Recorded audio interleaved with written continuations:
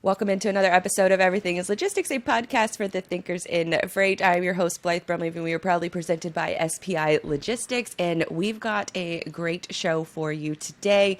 If you've listened to any portion of this podcast over the last year, you know we're low-key obsessed with all things AI. Now we get to actually talk to a startup founder within the freight space that is focusing on AI. So happy to welcome in Mike Zayonc. He is the co-founder of Kodif, an AI-powered customer support automation platform. So Mike, welcome to the show. Long time no see. Yeah, thanks. Well, I think I saw you a few weeks ago, but good to see you again. Yes. Yeah. It was, and I don't know if you remember this, but at my very first, the very first FreightWave show ever, I was demoing my former product. I don't have that product anymore, but I was demoing a product on the Innovation Alley. And I remember meeting you, and this was like 4 years ago. And it's cool to see like the other that's side. Full circle. Yeah, no, I'm the one demoing products in Innovation Alley. Yeah, that's right. So we were both at FreightWave's F3 conference recently, and you were in the VC world, and then you left the VC world to go into work in a startup. So what does before we get into sort of Kodif and that background and what you guys are working on now, I'm curious as to what your role. Just I guess plainly, how does one become a VC?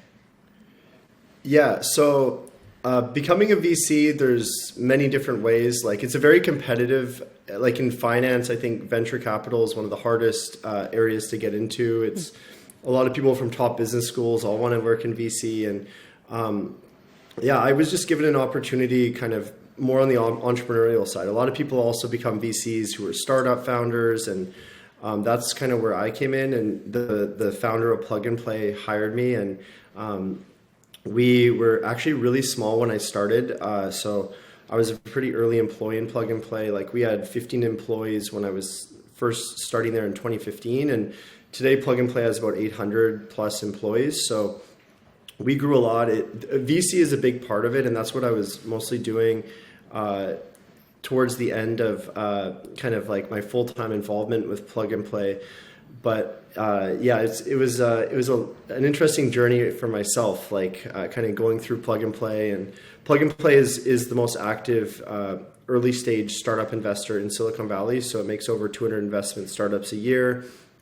And I started the supply chain program, as you know. So that was kind of the fund and the program I grew at Plug and Play.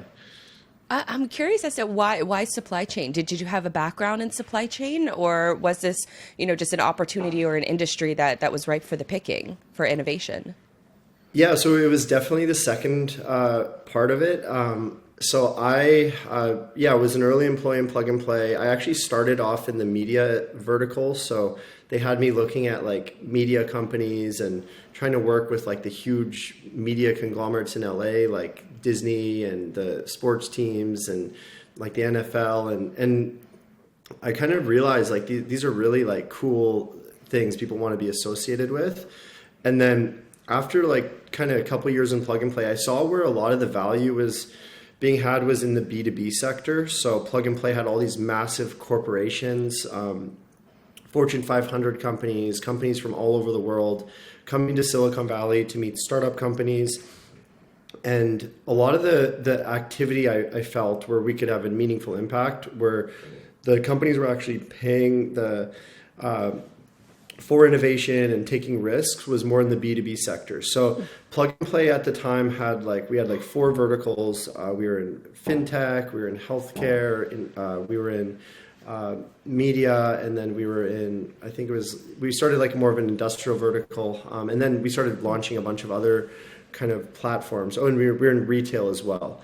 And now Plug and Play has about 15 verticals, and I saw the growth, especially of insurance. So we launched an insurance program in 2016, so like kind of like a year or so after I joined Plug and Play, and it just exploded. Like all the biggest insurance companies joined Plug and Play, and like just you can name like the big ones like Nationwide, State Farm, like they started looking at innovation with Plug and Play. And then I got the idea. I'm like, Plug and Play hasn't done very much in logistics. And then we saw like all these companies like Flexport and Project 44 and raise pretty large VC funding rounds. And so that all kind of came together. And then I kind of came up with the idea like, hey, why don't I focus on supply chain? And Said, the founder, he's very entrepreneurial. He basically said, if you can build a supply chain and logistics program, like go and do it. So I basically reached out to a bunch of supply chain companies, and we ended up signing Maersk as the first partner. And they were an incredible partner because they really saw the whole supply chain. They're very respected in the industry. And then after we signed them, we ended up signing about 70 like of the largest supply chain corporations in the world, like every mode of transportation. We ended up signing a lot of the largest shippers. Like Walmart is a huge, actually one of the largest partners of Plug and Play today. So it was cool. Yeah, looking at the end-to-end supply chain all the way from the mine to last mile deliveries at the consumer's doorstep was kind of the vision of the program. And since I started the program and it grew in 2017, now there was about $6 billion of venture capital in the market. In 2022, when we raised the fund, there was about 24. So it grew like crazy. And we saw like logistics all of a sudden became like one of the hottest markets, especially in the midst of COVID. So that was a really cool kind of a wave to be a part of. And it kind of led to us raising the Plug and Play Supply Chain Fund, which is a $25.5 million fund. So yeah, that's what I've been doing the last few years. And then I just got inspired. And the reason I became a co-founder at Kodif is I just became inspired by all these companies that went through Plug and Play. Like we had like Flexport founders, Project 44 founders, you can Kites, like just name the hot logistics startup. They were involved in our program in some way and kind of getting engagement with the large like supply chain companies like Ryder or JB Hunt, et cetera. And it was really inspiring to see them grow. And then we ended up actually investing in a number of successful ones, including Rappi, which became like the first unicorn from Colombia and a huge platform in Latin America. We became an early investor in Einride, which is fully electric autonomous truck. And also Shippo was another plug and play company. So it was pretty cool to see those big success stories. And then, yeah, like I saw a number of also people on the VC side. Like I think we talked about like Jason from Project 44, like he did the same thing. And then I'm like, it would be good for myself to get experience. Like I'm dealing with all these really smart founders to actually be in the midst of it. Right. And then I thought it would get a lot more respect among the founders as an investor. And then it's cool. It's always fun being and growing a startup. Yeah, I imagine that being on your side of things, you already know what's important from a business perspective. And so you were able to take some of those skill sets and apply them to being a founder versus maybe it's kind of the reverse for a lot of folks. They start off as a founder and then become, an investor, whereas you got to see it from both sides. And now you're in, the startup founder role. What were some of maybe those, key skills that you learned on the VC side that really help you on the founder side of things? Yeah, so I think what I really understand well is like how to grow a VC funded business, because that's what Plug and Play does every day. Like, and I think there's like it's kind of like a recipe in Silicon Valley. Like you hit these metrics of growth. Like the VCs want you to grow fast. Like they all want you to have like a really good team.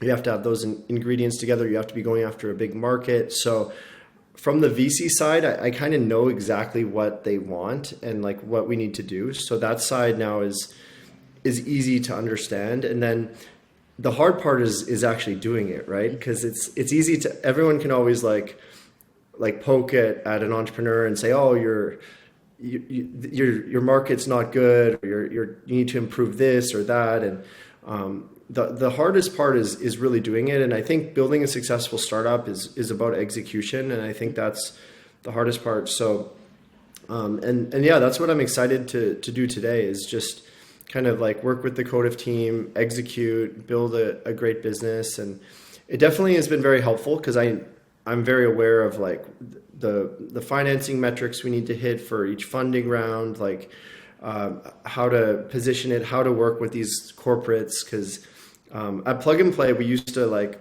get feedback from, or Plug and Play still does, get feedback from all these corporates.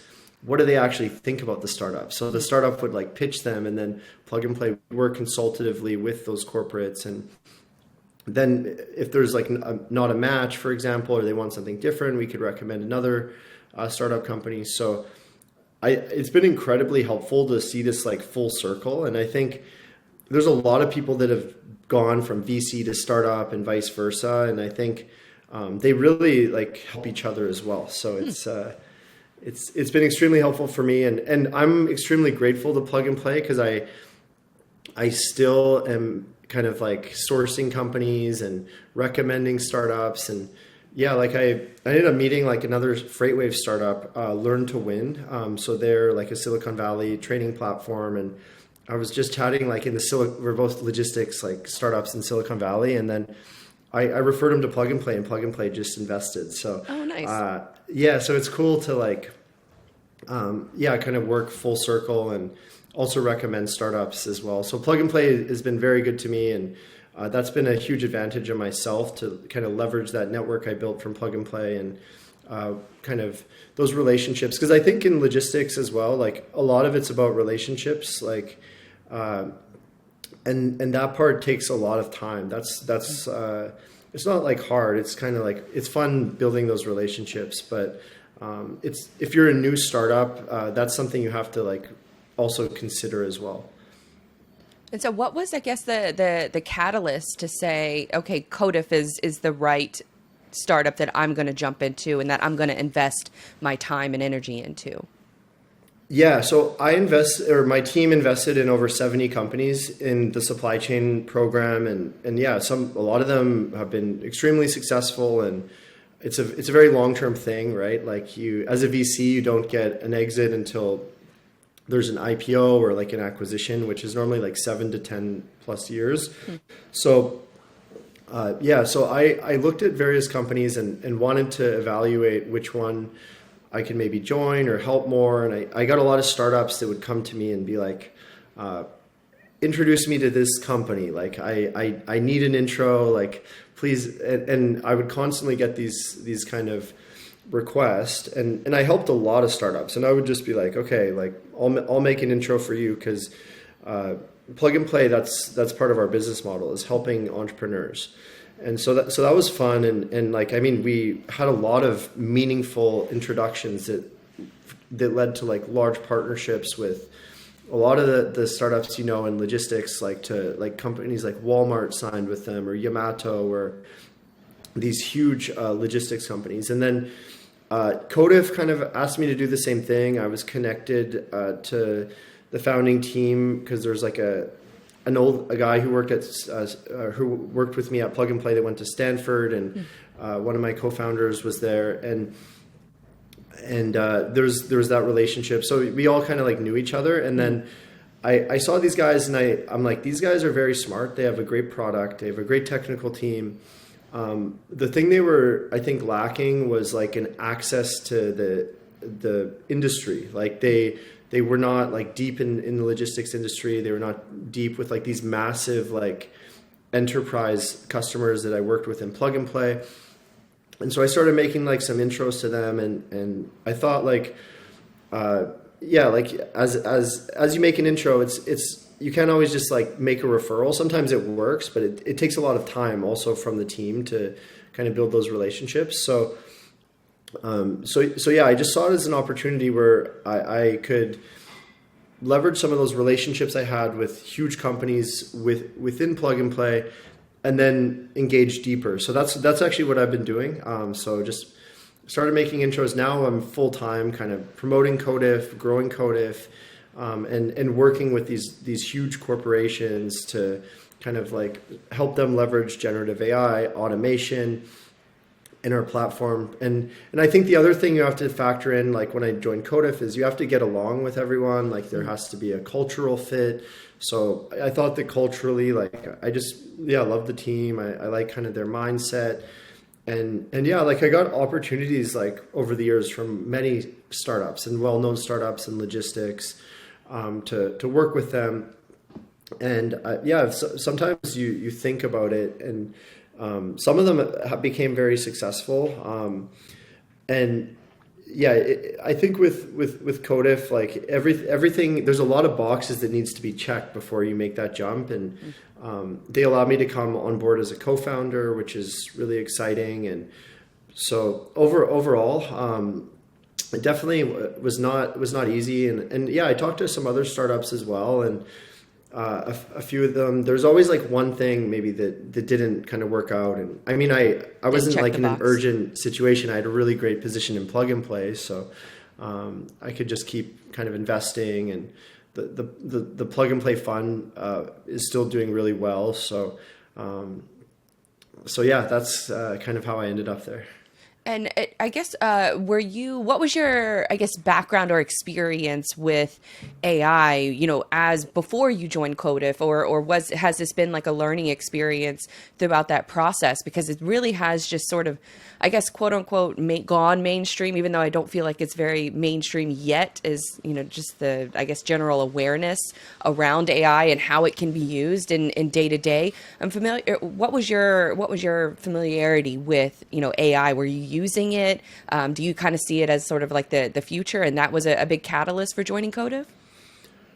Yeah, as well. That's another reason. Like, the market was incredible, right? So everyone's now talking about generative AI. Everyone's talking about automation. And I saw the thing that also really stood up to me with Kodif was our CTO wrote the white paper at Uber to automate customer support. So that was the largest issuance of machine learning for any like customer support application at the time. So this was like 2019 as Uber was going public. And I saw that and I'm like, that's pretty incredible that he kind of had that foresight to use such a high, and it was interesting that Uber, like, people loved and hated it at the time, that you literally couldn't contact customer support for a while in Uber.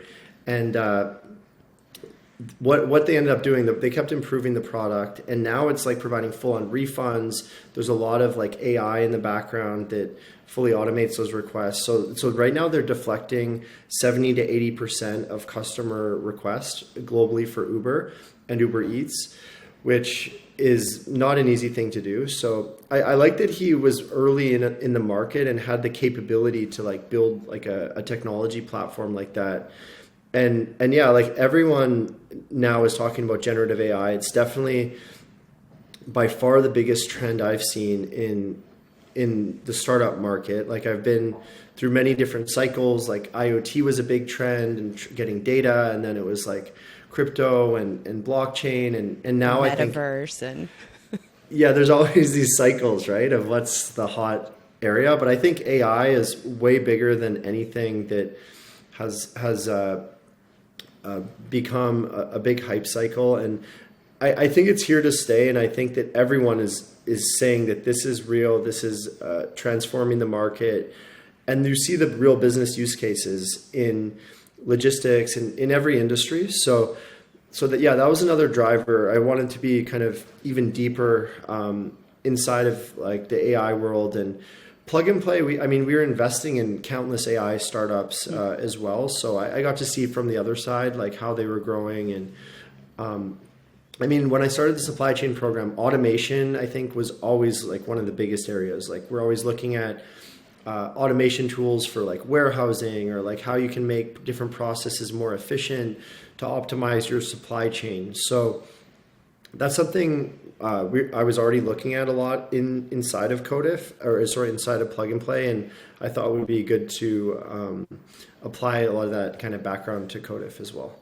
Well, let's get into some of those use cases for some of the products that Kodif has, specifically when it comes to logistics, because customer support, you just said it about Uber, it's such a big, I guess, time suck and a budget hoarder, I think, for a lot of companies, especially in logistics, where, I've always been told I've been told for like 10 years now, if you can reduce the amount of phone calls that a brokerage gets or that, a carrier gets, then you're increasing the efficiency and productivity of the workers for that company, allowing them the time to, create better relationships, which is so important. And you hinted to that earlier. What are some of the products that you guys are creating at Kodif that addresses some of those, sort of customer support issues through AI? Yeah, definitely. So a lot of companies they'll outsource a lot of those repetitive calls, and they'll find like what's the most cost effective way to kind of manage those requests. But in the future, all those like high volume transactional requests, they're going to be automated. Like there's and what's been interesting at Kodif is when we're working with some of like these customers, like Good Eggs, for example, when like they're like a grocery delivery company, and their customer service agents are actually now happier as well. Like they don't even like answering those repetitive requests. So with Kodif is we basically can take all these like high volume repetitive requests that like in logistics, like the biggest one obviously is like, where is my freight? Where is my order? So like that's what we were doing with these e-commerce companies early on with Kodif, where we would just immediately, they would put in like a chat bot, like, where is my order? They would authenticate them, and then they'd get their requests. And normally that would take them like a day or two, or like maybe the customer service agent would take like 15 minutes and eventually reply. So now that's automated in real time. So that's like one use case. But I think there's a lot of like those high volume repetitive requests, like, or you want to access like a bill of lading, you need like insurance proof, or there's a lot of like other use cases, or that if it's like high volume and transactional, then those are the type of use cases that we're excited about. And so what, I guess for the product's sake, does it live on top of a customer's website? Is there a dashboard within Kodif? What does, I guess, sort of how is the customer using your product? Yeah, so we just sit on top of whatever infrastructure they have. So it's in the beginning we started textual. Now we're doing we're moving to every mode of communication, so phone calls, etc. But for example, like on the website, on the app, we can set up like a self-service like chat automation platform. So like, let's say like you're a logistics company or you're an e-commerce company, we can just put like Kodif on your website, and then you can just type in like ChatGPT, for example, like any requests, and then you can automate that and have a smart AI kind of that will resolve those issues. So that's been very effective. And there's also now a lot of interest kind of going to market with a lot of trucking and LTL and brokerages, that there's an opportunity to kind of like automate those high volume requests as well. So yeah, we basically can read any textual data is very easy. And the reason we started off with textual data and ingesting that is because it's more clear when someone's calling in, for example, like a lot of trucking people will call in to a representative if they're not available, or they have to wait on hold. Like they may want to get an immediate response, especially if it's something like a lot of brokerages and kind of trucking companies would constantly get just like a where is my order request, right? So if you're waiting on hold for like 5-10 minutes, you might just want to automate that process and just do 2 clicks with Kodif, and it's done. Your order's tracked. And so yeah, we basically we sit on top for self-service. We can sit on top of like whatever platform you're using, whether it's like an app, website. And then we also, what's interesting with Kodif, if you don't want to have that full-on self-service, or you want to kind of minimize the risk of like using AI directly with your customers, because it's a big jump as well to like try to like automate like 20 to 50% of your requests in the beginning with AI. Then we also have like agent assistant tools. So we have like a Chrome plugin. It sits on top of any platform. So we can sit on top of your TMS. It can sit on top of your ERP, your ticketing system, your like Salesforce account. So it's essentially like a smart tool. So you can type in like any request as a customer service agent, or like some brokers are now like using this as well with us. So you can type in those like questions as like let's say you're a new customer support agent or you're a new like broker and you don't really understand like where to find this or how to find this. You have to go to your manager and then ask for these repetitive questions, and then the manager gets frustrated because they're like, "Oh, I taught you this on day one," and everyone kind of gets frustrated, and so we can just automate that with a ChatGPT like experience. And then the other issue is like a lot of customer support agents, when they're going outside of their organization and like giving these questions to like ChatGPT, like they don't know how to respond, so they'll kind of give sensitive company information just to ChatGPT, which could you don't know what's going to happen with that. So this is like a very secure and safe process where it's streamlined. It's all based on your company information, and we track and we provide analytics also in terms of like what's actually happening in your organization. And so what's cool is like we can also do like a thumbs up, thumbs down each response, and we track those responses. So our AI always improves. So if for example you want to just like test out Kodif and you're like, okay, AI might be too much of a risk in the beginning, then you can just test out like our agent kind of Copilot product. Use that, and your agents are going to be 40% more productive in general because they're getting all these fast responses. And then you can use all the prompts like for tracking. You can use like ChatGPT like inquiries, like make the response friendlier, etc., make it shorter. So that's really useful. And then you can even inquiry like things internally, like if you have a question on how to find something. So that's useful. And then once you're comfortable to use more self-service, then you can use that as well. And some companies want to use both at the same time. So Kodif is like a holistic solution. So we basically can provide access to both, whatever the company is comfortable with. So it's almost like, if I'm understanding correctly, it's almost like cloning your management team, cloning your training docs so that your internal workforce is much more productive. But then also you have another product where it can be more customer facing, where the customer can get their answers much more quickly based on the database that the company is working with. Is that, I guess, a good assessment? Yeah, that's great. Yeah, you can be a salesperson for Kodif. Well, I do wonder. So what are some of the, so you mentioned TMS. You mentioned, I imagine, some of the internal processes, some of the internal work documents that these companies have. What does sort of, I guess, the onboarding process look like? What kind of data are you collecting that helps for these companies to take that step towards AI?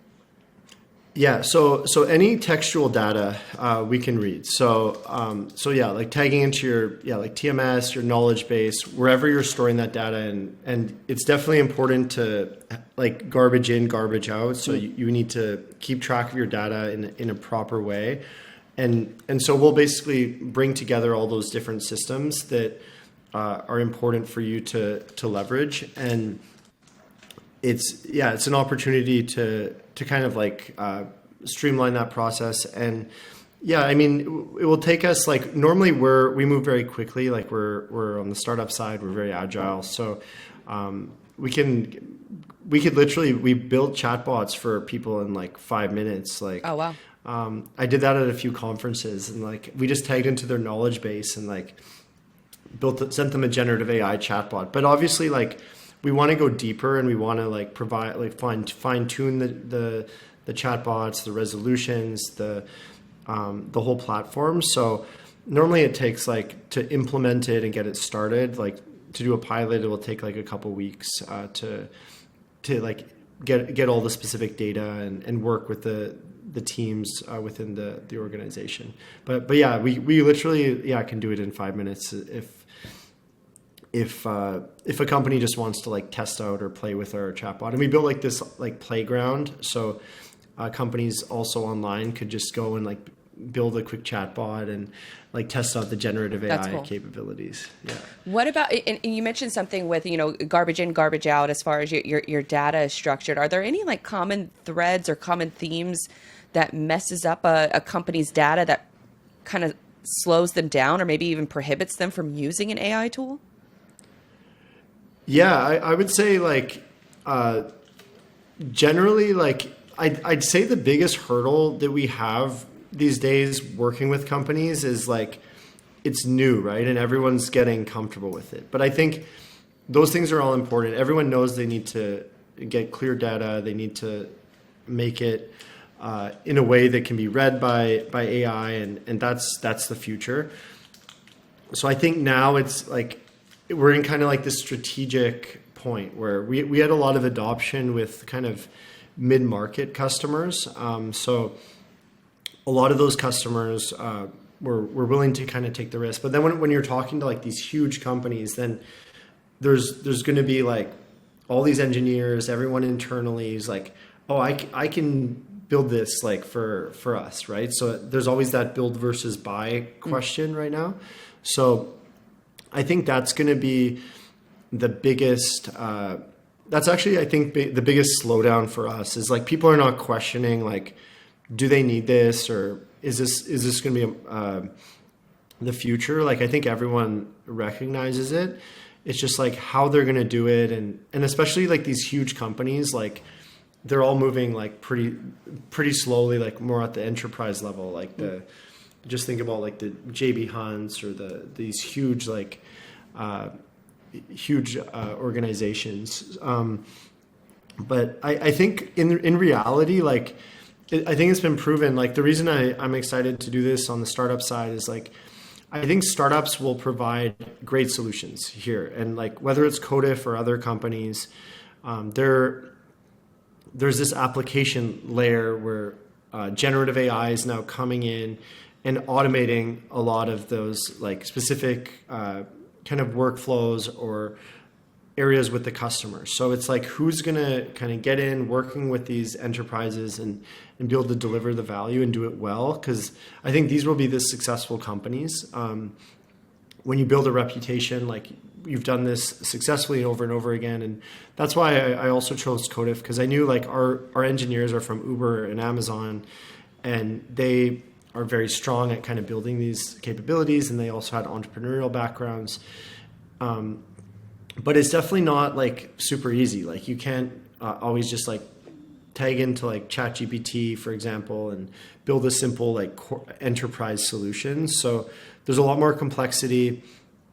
And so I think it's important to kind of partner with a company like us who has experience, does this every single day, and is very focused on AI as well. So there's also a lot of like other companies like ticketing systems trying to build AI tools, or tech companies.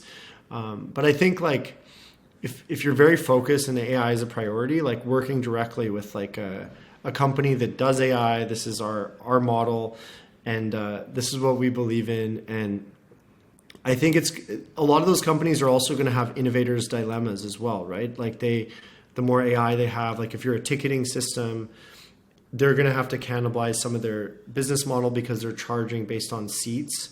So like if you're like Salesforce or Zendesk, then you are going to charge based on how many users are on your platform.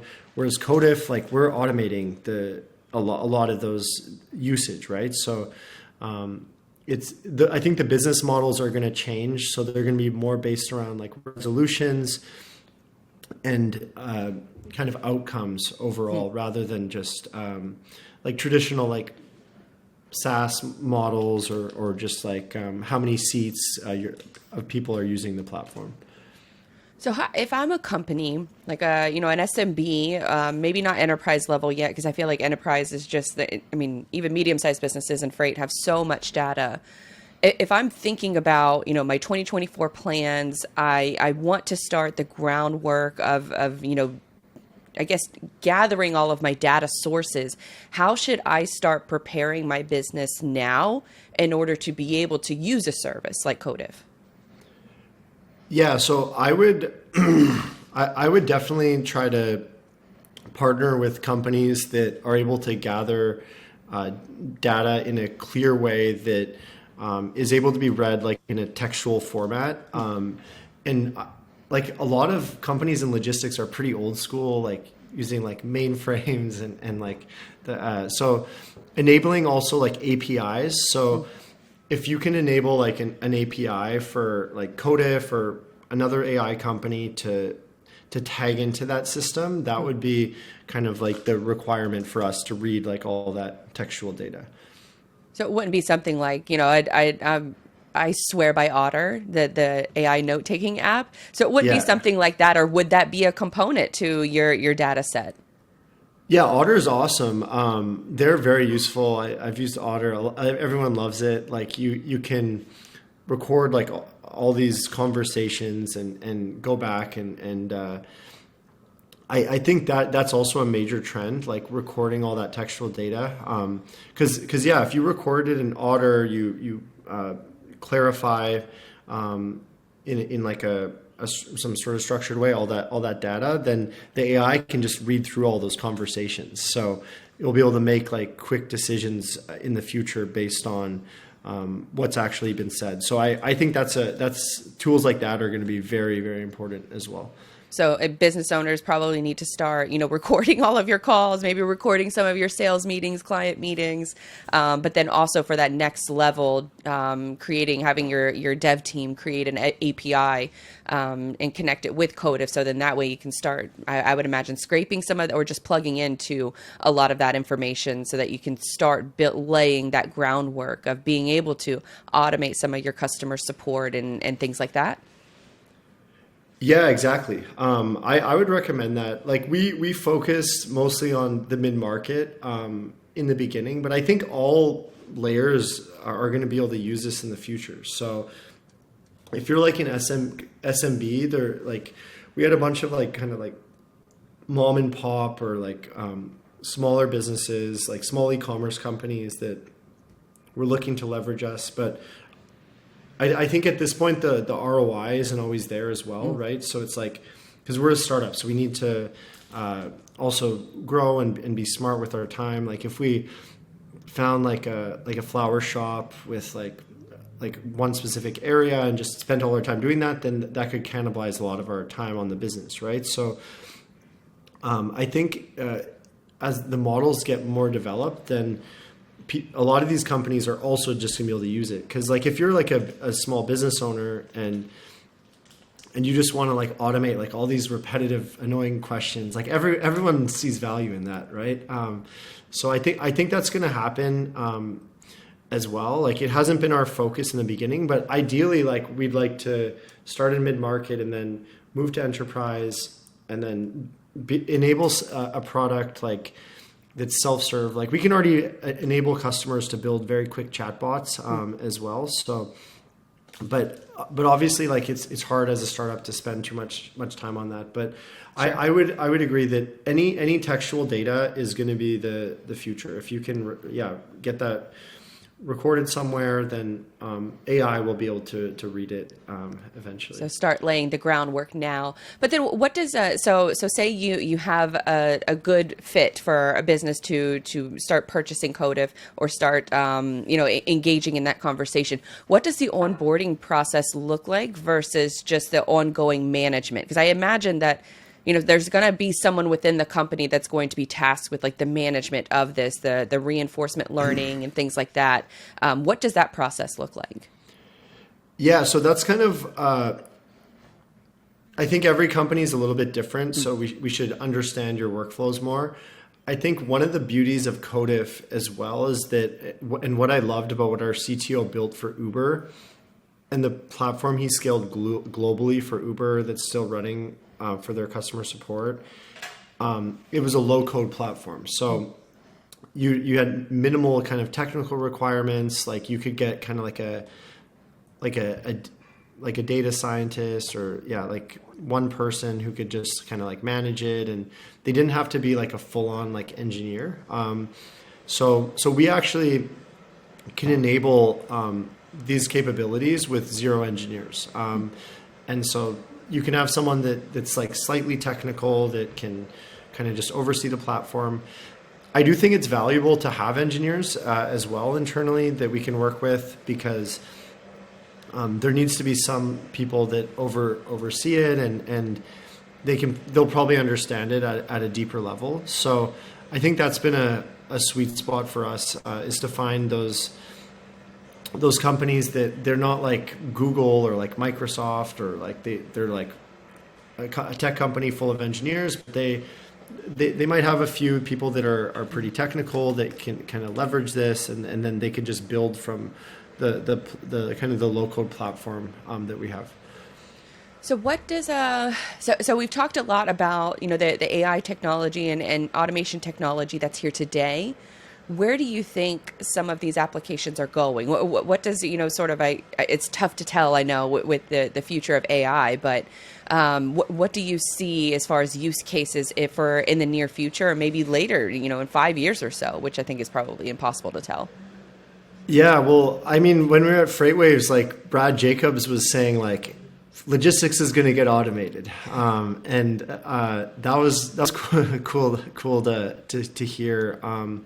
I think like a lot of like I'm for sure these like highly repetitive questions that the customer support agents are just I mean, a lot of them are paid like a minimal salary. It's not a job that a lot of them want to do forever. Like they might want to grow in their careers.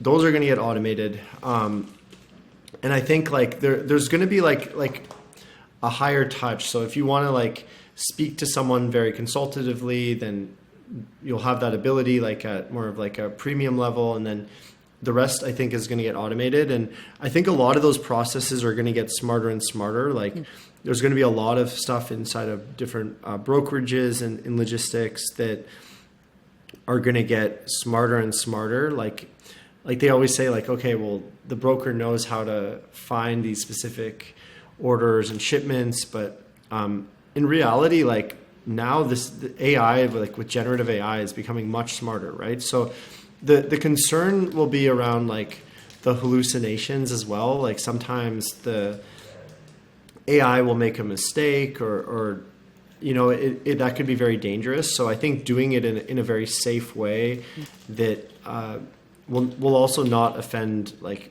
your customers or kind of ruin anything with the business is important. So that's where you have to be really careful with like generative AI, because like if you ask, like even as like a day-to-day consumer, if you ask ChatGPT certain questions, like it's going to make mistakes.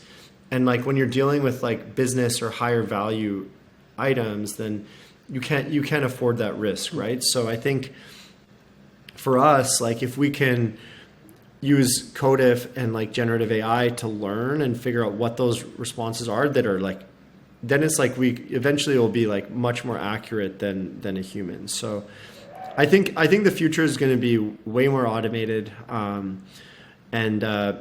definitely gonna change significantly, like a lot of those repetitive kind of workflows. Yeah, I agree. I think some of the I guess lower value work that's time consuming is just going to be automated away, but it's probably going to take a little bit of a process of learning, reinforcement, human learning, against some of these hallucinations to get it there. I use it pretty much every day between Claude and ChatGPT, using both of those tools daily, just by using, transcripts from conversations like this. But it will still hallucinate from time to time, but it gets me to about 80% there. And that increase in productivity for, a small team like me is a game changer. So I think that, it's just the start of where I think a lot of logistics companies can take full advantage of what some of these tools are being offered, or what some of these solutions are being offered. So, Mike, where can folks, follow more of your work, sign up for maybe a demo of Kodif, all that good stuff? Yeah, definitely. I'm easy to reach. You can reach out to me on LinkedIn, or you can just email me. My email is mike@kodif.ai. Our website is kodif.ai. I would love to chat more with anyone that would love to learn more about our platform.